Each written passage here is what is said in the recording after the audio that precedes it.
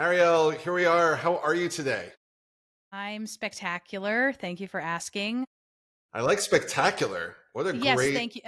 I think I am spectacular despite the fact that I've decided today that I'm weaning off of coffee. Not completely, but I would like to lessen my reliance and I feel okay so Mm-mm. far. I'm just giving that I would insert the Danny DeVito nope meme right about here. Me I too. did cut my coffee intake down from, I was one of those like four of Me those kind too. of cups a day, and I'm down to two. So that was my wean. That's where I'm looking to be. Okay. But, and I know we are both migraine sufferers, and there's this odd relationship with coffee, and it can really help. I'm so excited to talk to you. You're a newer friend in my world, and our paths have overlapped and crossed a bunch of different times. And I love the journey you're on. And so that's where I want to start with. Tell me a bit, and I do know, but tell me a bit. Where'd you go to school? What'd you study? And then we're going to figure out how you got to right here. Yeah. Fun question. For college, went to Binghamton. I graduated in 2014, which is now 11 years ago. It's crazy to think Is that that weird to say? it is weird to say because I feel like I blinked and it happened. I just feel like when I was in college, those 4 years felt really long. And now I've lived two more colleges plus another half. Yeah. It just seems nuts to me. I If it studied makes you feel better, I'm Go ahead. 52 now, and I often have that. I can blink to my 20s, I can blink to my 30s. 40s a little muddy, not going to lie. 40s is just all over the Interesting. map, just crazy things going down. I wonder But if you get clarity later on your 40s, maybe because it's too close. maybe, Hmm. maybe. I mean, I'm definitely at a phase where I mean, it's part of why I actually started the podcast was thinking about this journey I'm on and where I am and where do I want it to go. I sort of hit this moment. You're ready for the blink and you'll know it. Let's do I it. hit this moment where I was thinking to myself right before I started Augie, how many jobs do I have left? Right. Wow. Not in a morbid way, Right, but right, more right. of like, well, if I'm only going to go 3, 5, 6 kind of opportunities, really make them count. You know, your Yeah. 20s where you're at is a fun time I'm to 30. I'm experiment. 32. You're not 32. I am. Oh my goodness. 11 years ago, I graduated. I was 21 when I graduated. But thank you. Okay. Wow. All right. Does this change the scope of our conversation? I still feel fresh ish in the career world. I don't know. I have this mug. I got this for my 30th birthday. That proves it. All Actually, right. that's like extremely perfect right now. I'm glad I chose this mug. What's the story of that mug? Now I want to hear about that. I had a blowout birthday party when I turned 30 in 2022 in my parents' backyard, invited everyone, and got a band and everything. Wow. And my aunt showed up with cornhole, the game with my face on it. And so now Okay. I have a personalized cornhole set. And my cousin showed up with 30 mugs to give away to my friends, and I got to keep a bunch of them. And it has Arielle is 30, and then it has the stuffed animal that I had when I was a little kid on the back. And I still have it, and I cross it out every year that I turn another age, and I add the correct number, but not on this mug, on a different one. I love that. How much are they going for on eBay now? That's a great question. Do you mean the stuffed animal? Because a lot. I have looked it up. My friend went looking for his son's childhood hats to see if he could find it. Wow. Apparently, they found the last one ever made. Oh my God. So you went to Binghamton, and Yes. what did you study? Journalism and No. media production? No. Do you have another guess? Did I tell you this in the past? No, no. It's extremely random. Marine No, but I wish. lawyer, maritime lawyer, maritime law. No, I studied geography for my major and Judaic studies for my minor. I just want to talk about that for the rest of the Yeah, entire me episode. too. We're not quite going to, but why did you pick those? You must have had some vision of what you wanted. Yeah. Map out all those last remaining places. Like what was going on for you? Why was that the degree? For my freshman year of college, went to Albany and didn't know what I wanted to study. I really never knew what I wanted to study, and I really never knew what I wanted to study, and I was extremely stressed in high school when people seemed to know what they were going to study in college. I was always like, I hope I have time to make this decision later. I didn't know what I wanted to study. I didn't know how I wanted to spend my time.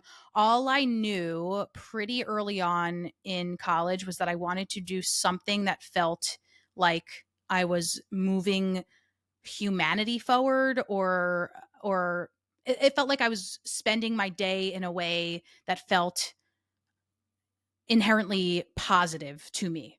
And that came about later. Freshman year, I studied all the general things. And then I moved to Binghamton after my first year and finished my degree there. And I took a geography class my first semester there and was just like, I loved history growing up. I loved history classes. I love social studies, whatever that is, related to history and sometimes a little bit beyond. And geography seemed like a really nice balance of, I love maps. I got to look at maps. I got to look at population and assimilation patterns. And I've always been interested in, like, for me, how the Jewish population has moved around the world. And so I ended up actually combining Judaic studies and geography in my senior year for a big thesis on the migration and assimilation patterns of the Kaifeng Jews from China. So that was Okay. fascinating. And I just, like, really, really was jazzed and always excited going into my geography classes, getting to, like, yes, memorize things on maps, but then also think about what rising population means, and also learning about all these people who were theorizing what population growth meant from the Industrial Revolution period on. And I don't know, I just think still to this day, it has a lot of applications to my life, and I can get into that. I did not study anything to do with marketing, nothing to do with journalism, nothing to do with, I don't know, PR. And I really think that geography, I just think it's important to study something broad enough that you can apply it. And I think this was like the perfect broad major that had specific things within it that totally interested me, and I could go more in depth on them if I wanted. And not, I mean, in life, not necessarily in Right. this interview, but I loved it. I would do it again. And I love finding people in the wild who also study geography. That's amazing. I mean, first of all, are you, just out of curiosity, are you a fan of the show Arrested Development? Yes. Okay. There's a huge geography Maps, right? maps. Yeah. Yeah. And yeah, that's all that's been in my head since you said the word. Did you have a career aspiration to go with it? And you said something about high school and that stress, which is something I see in my kids, Mm, less so my oldest because she's going to design. It's sort of a very clear path nice. there.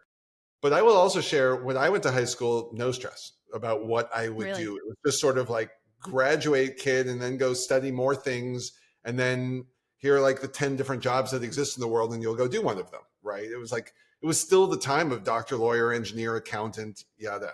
So So, I think same for me, but I was scared I didn't fit into any of those things. And I didn't really understand the marketing or, like, the people side. I really think I went to a Jewish day school, and it was, for the most part, a great education for me. I think I don't know anything else. I went K through 12.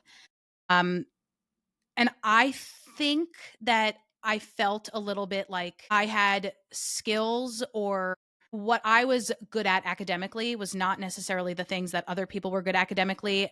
And those people were often like the smart kids.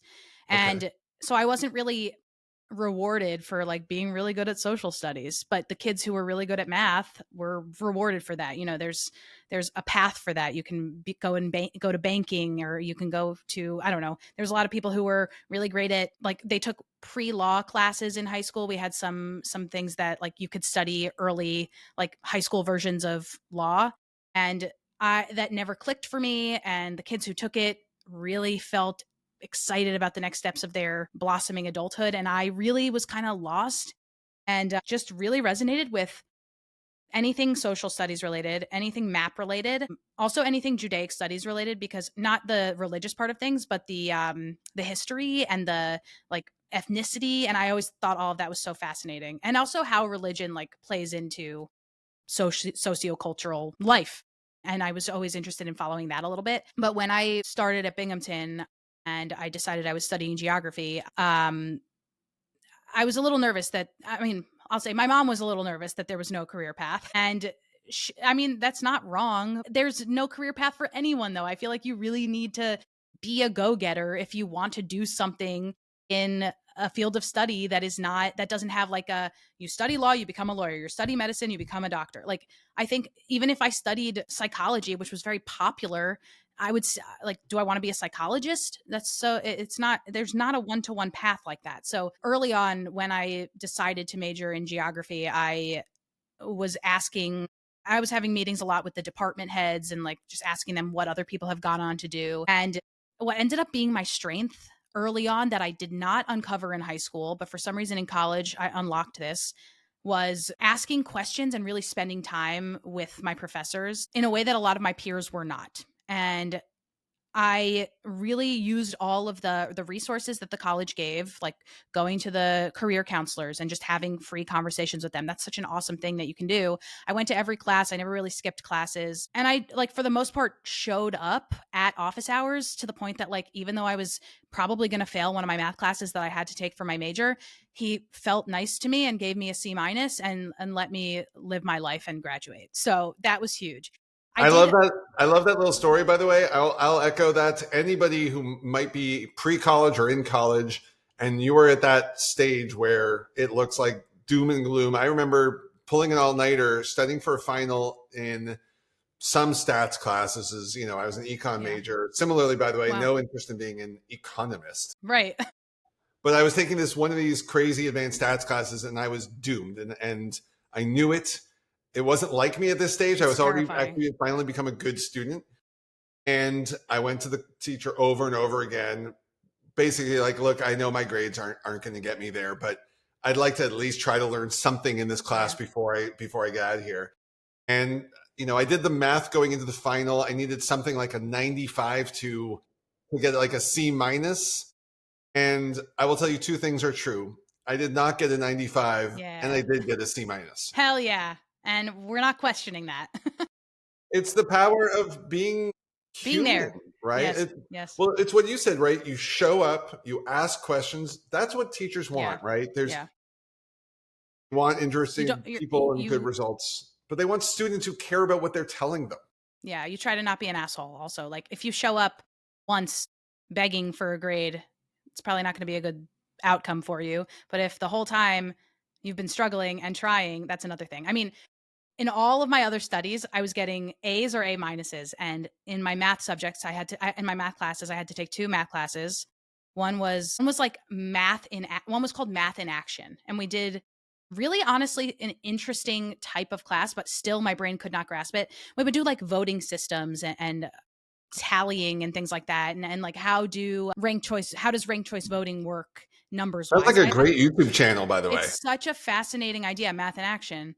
Let's do I, it. however, could not understand it. I do remember, like, I still have, because I'm a big audio person, the way my math teacher, he was Eastern European, and he would say the Condorcet criterion. And I don't remember what that is, but I do remember some things from this class that I really tried hard. And I think in that one, I got a B minus. So hell yeah. And then later on, I had to take a statistics class in which I begged and I pleaded and I did everything I possibly could for a C minus, and I ended up having a 3.8 GPA that semester somehow besides that. And this is like when I realized in my life that you can be smart and you can be a person who contributes to society and you can be a person who people look up to and not be good at math, and that's okay. And that was such a huge turning point in my life, because again, when I think back to high school, I feel like that was not super valued. And now I know that the work that I do is valued and it has nothing to do with math. And in fact, I'm really good at delegating. And if there are math tasks that I need to get done, I know who to give them to. I'm actually really curious with everything you're saying. Have you ever seen the Sir Ken Robinson's TED Talk? No. After we're done here, give it a watch. It's Okay. all about this exact topic, about discovering how humans have so many skills and talents, and the criteria we use to judge each Yeah. other is sort of like, well, do you do a thing that makes money? Right. Okay, well then you're not a smart or good person, right? Right. Like Right. that's how limited our world is. Okay, And so also, are you a good bullshitter? Oh, great. Then it looks like you are doing a better job than you are. Good for you, right, sir, in yeah. finance. Whereas like solid performer, great at a whole bunch of things, but doesn't know how to speak for themselves, they are going to have a natural disadvantage the way Right. our society is structured. So we can go on. Career I path. think we could probably both talk annoying stories about math classes in college. So you were talking to career counselors. Yeah. You know, I would assume that you might have had a vision of maybe working at a Jewish museum or Yad Vashem or something. I do think I was interested in the museum side of things, and I definitely was applying to jobs like that. Of course, you grow up and you realize a few years removed from college that it's really hard to just like get a job in a museum or get a job in a thing. Like, I really wanted to work at National Geographic. I really wanted to work at the Population Association of America, or of North America. I really wanted to work for the Pew Research Center because I loved statistics, even though, and I maintain this, I think you can love statistics and not be good at math. I think you can have a conceptual mind for statistics without having the application capabilities. Other people can do those. Like, I still to this day think I'm pretty good at estimating a lot of different things and even coming up with the criteria for what would create a study or a research project. I need help analyzing the findings and things like that. You're totally right. Like, you could be, to use your own industry now as the analogy, you could be an amazing podcast host and a terrible producer, or vice Exactly. versa. Yeah, I'm this sure there are a happens a lot of lot. people who can produce the heck out of a podcast, but couldn't interview someone to save their life. Right? That's, No, yeah. They're completely different related. skill set. Yeah. So I really wanted to work at one of those organizations. I also had applied to a Fulbright and I made it to like the last round of the interview. I was going to go teach in Greece. I was going to teach English in Athens at a high school. And I got the rejection letter in like March, 2 months before I was going to graduate from college. So I was like, I have to now scramble and figure out what I'm going to do. My aunt sends me jewishjobs.com. Fascinating website.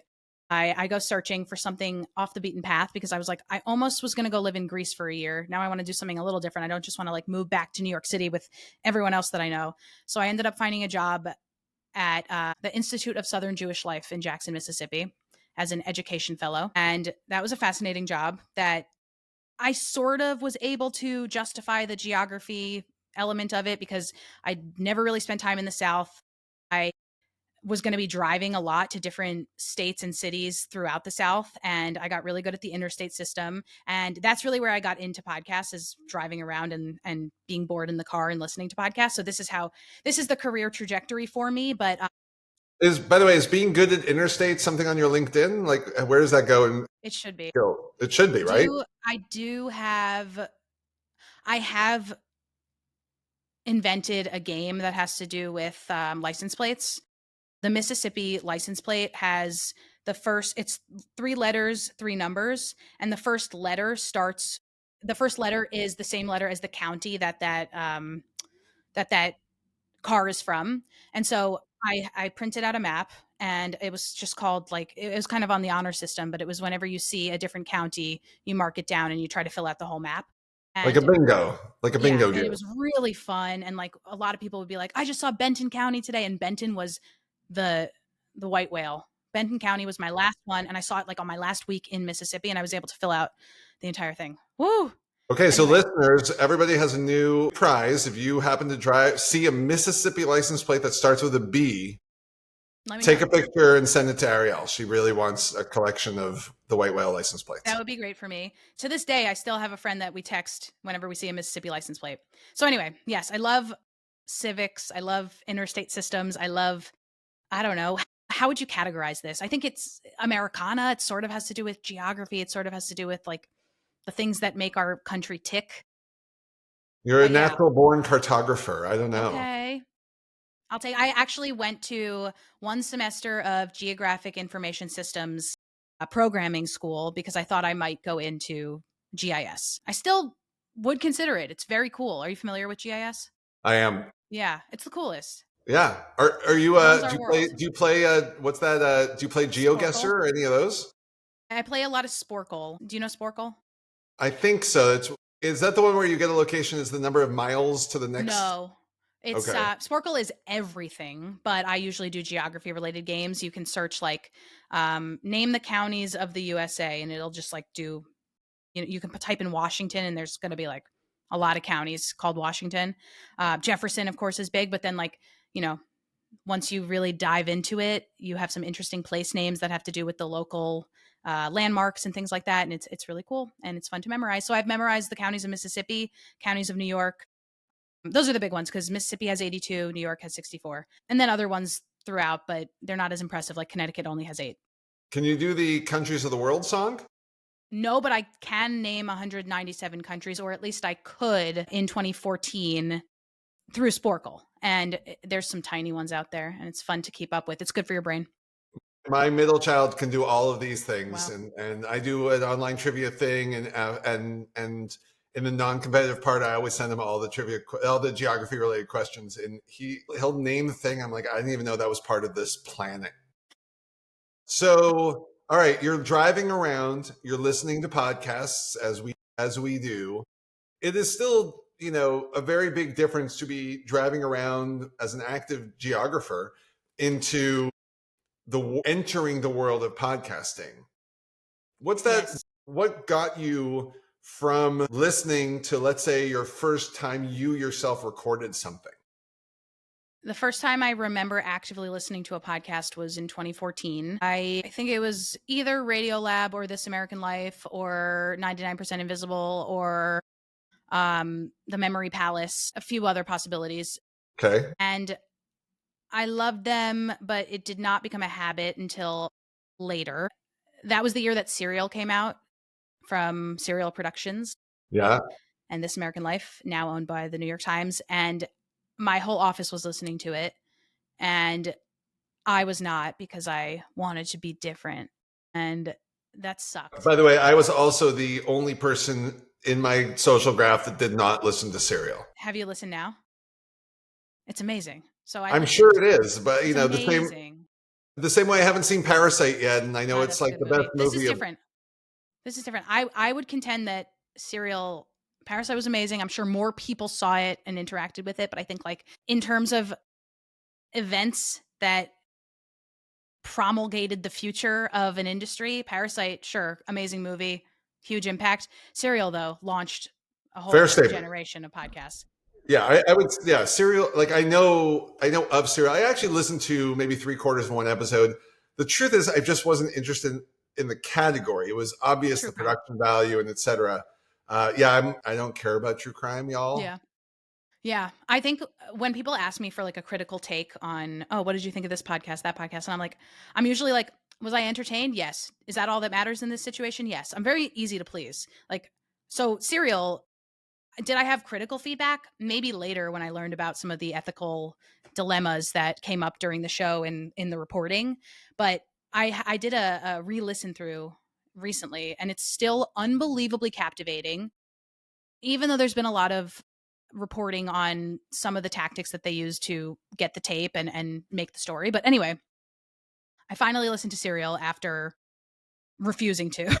And then finally I was able to participate in office conversations, and it was amazing. And then that opened a whole world to me of being able to listen to podcasts while I was driving. So we would drive to different synagogues throughout the South. And sometimes I would have to drive up to 8 hours in a day. Oh my God. And I would listen to hours and hours of podcasts, and I was able to drive without stopping for like 4.5 hours if I had the right podcast on. And eventually I moved to Los Angeles after that job is finished. And I am still working at like Hebrew schools, and I found a niche with like Jewish seniors where I was helping them with their social media. Pause for a second. Wait a Yes. sec. Wait a sec. Moving to Mississippi, like out of college, it was a major thing, and it's that first thing. What happened that sent you to LA? Did you just decide you had to be in LA? Why LA? I was never one of those like, I gotta make it to LA. My sister is more, she's in LA now. She's 26, almost 27. And she's always wanted to like be in the industry, be in the film and TV industry. I was never like that. I was more like, I love new places, new things. I love change. I want to see what it's like out there, if for nothing else than just to have had that experience.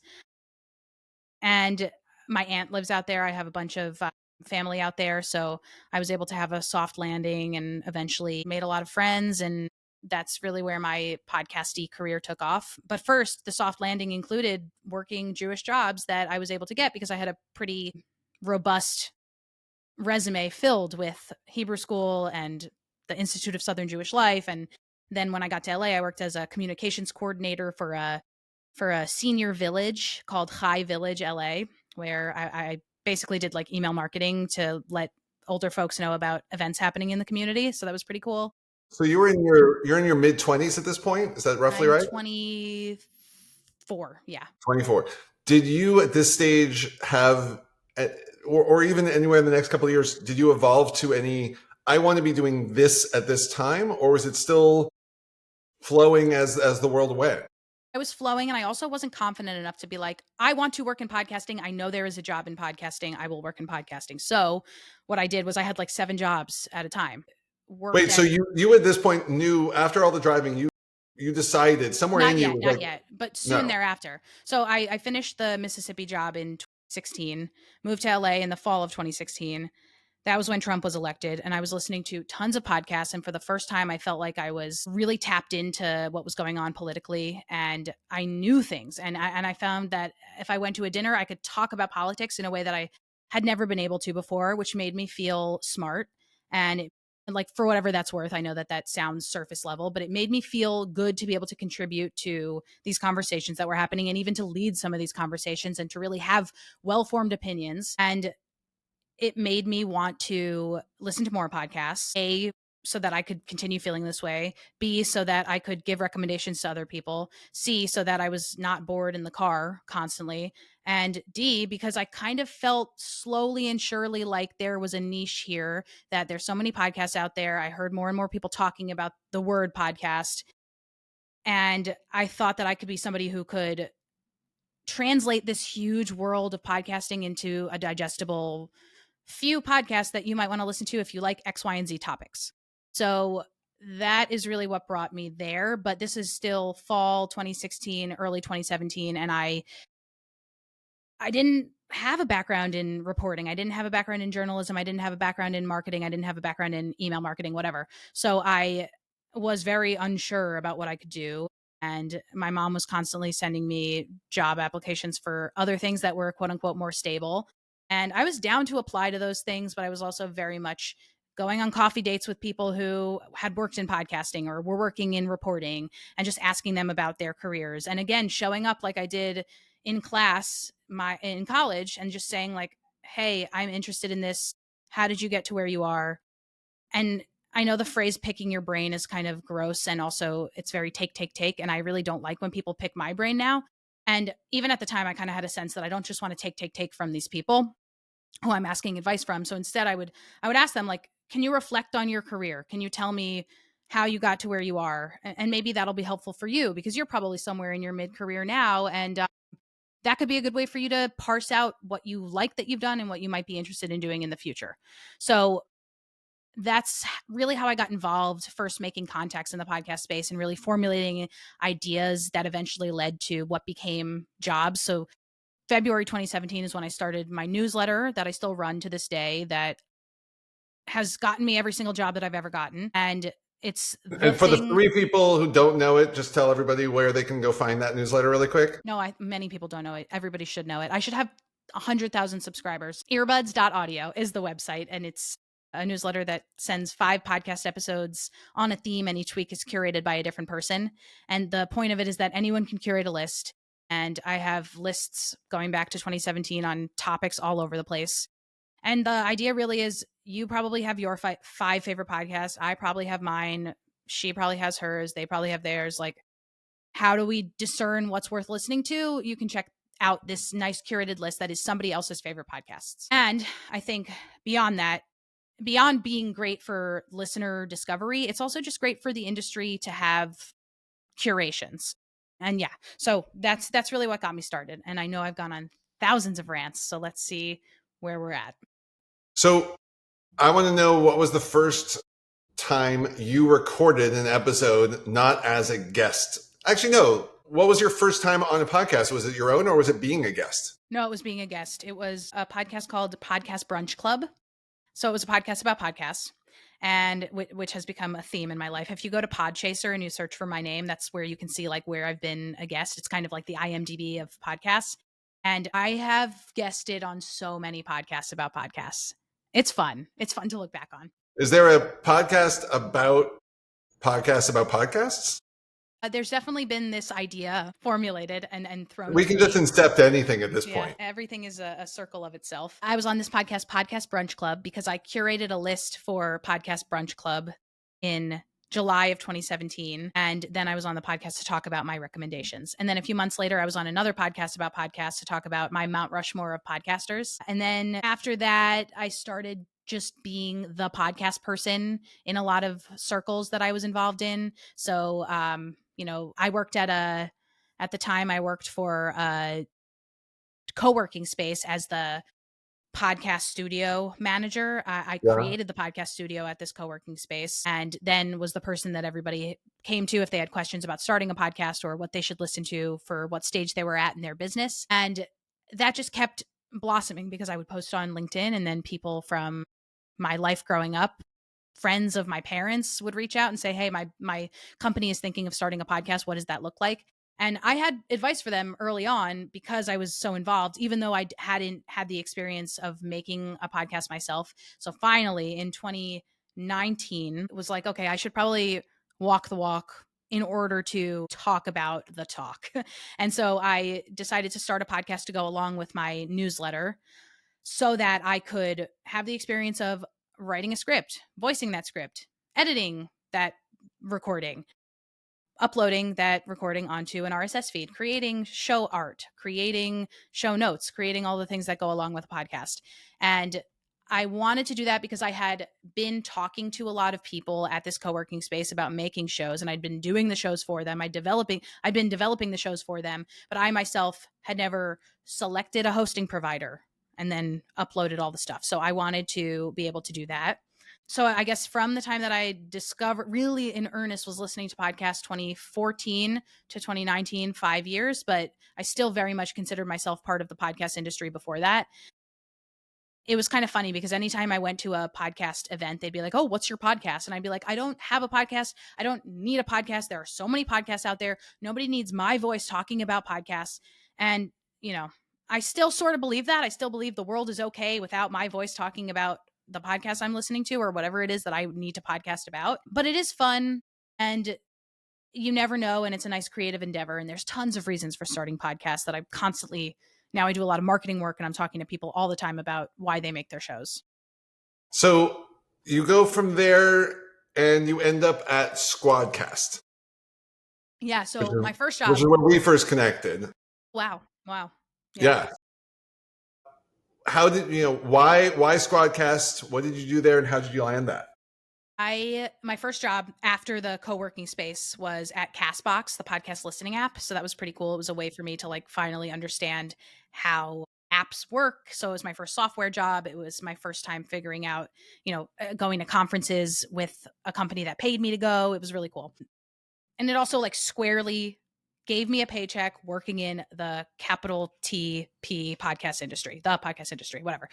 Then in 2020, I moved to Squadcast. I had used Squadcasts for a podcast that I started in the pandemic.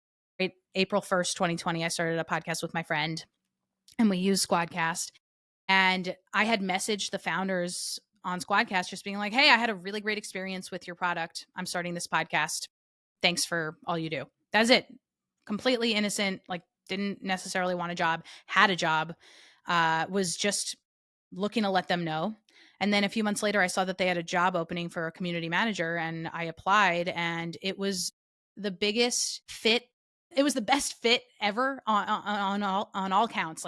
The interviews were amazing, incredible vibes. I had great ideas. They had great ideas. We were just excited to work together. My boss at the time said, after he hired me, he was like, "All of us said it was a fuck yes." And I was like, wow. I mean, that felt good. So I worked Yeah. there for 3.5 years doing community management work, which meant interacting with people who use the product. If you're not familiar, Squadcast is a remote recording platform that helps people record remotely in studio quality anywhere with anyone and at any time. That was the line that I had for a while. It's kind of funny to say it after so long. And I love doing it because I really believe in remote recording services separate from Zoom, because they make your audio and video quality much, much better. I loved working in software. I loved learning how to interact with the software engineers, how to pass along information from the users to the software engineers that might get taken into account in the next product update. I love doing events for the company, going to represent Squadcast. And I love doing online events where I could teach people how to use the product or teach people things adjacent to the product that would help them keep podcasting, because that would keep us in business. And then in June of 2023, I started working at Descript because Descript bought Squadcast and it was a perfect fit. Descript is an editing software that uses transcripts to edit your podcast and videos, and it's awesome. And that actually supercharged my creative power too, because now I was editing using this really great software that honestly completely changes the game when it comes to being able to make stuff if you're not somebody who is well versed in like the Adobe Suite or Pro Tools or things like that. Descript is amazing. Coincidentally, or whatever, I use Riverside just because it was the tool that I landed on, and my co-founder uses Zencaster. But Riverside has recently added a lot of the Descript like Yeah. functionality. A lot of people are coming after Descript's capabilities Yeah, I mean, because look, they when we did a started great job. Augie, we had never even seen Descript. We already started with the navigate with your words. It was just Right. sort of the thing What's that that I called? intuited to start the company, actually. It's like co-development.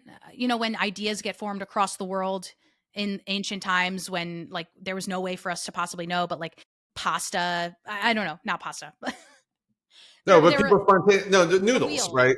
Yeah. Noodles is a, no, but people have spontaneously come up with ideas like Yeah. and it's funny. The craziest industry that it happens to me, in my opinion, is movies. And they have the term the twin films.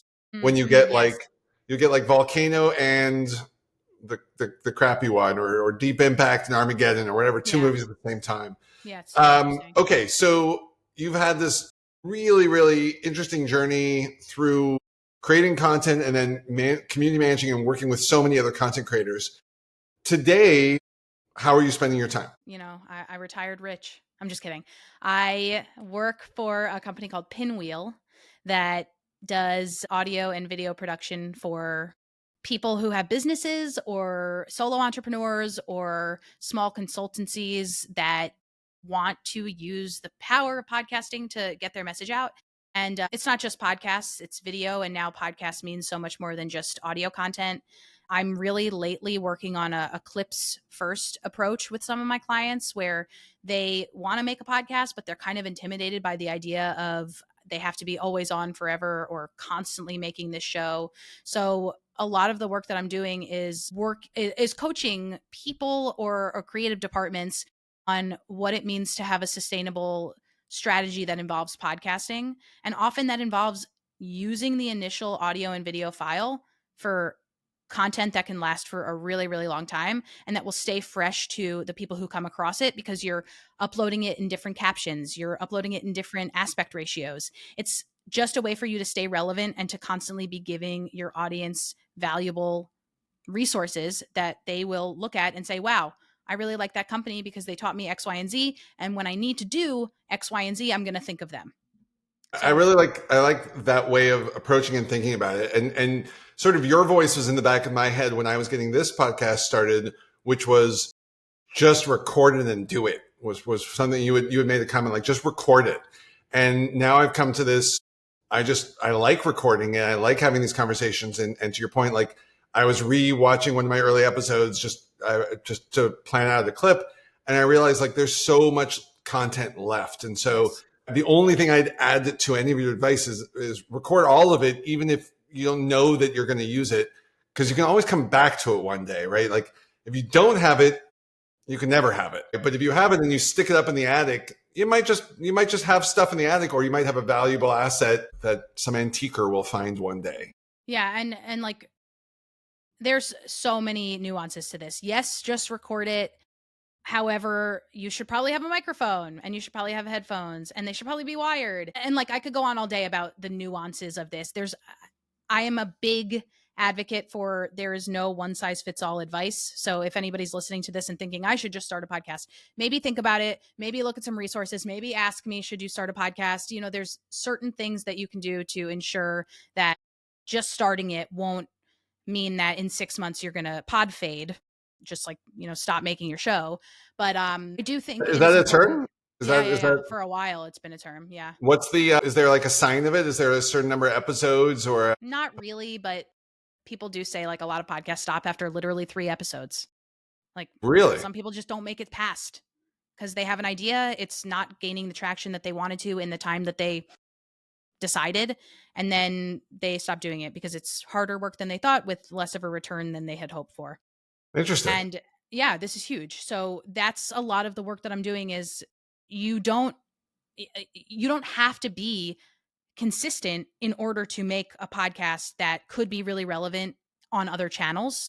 Like, say you record an interview once a week, you, Jeremy, with Right here. somebody in your space. This is what you're doing. You record once a week, but then you really don't feel like editing all the time.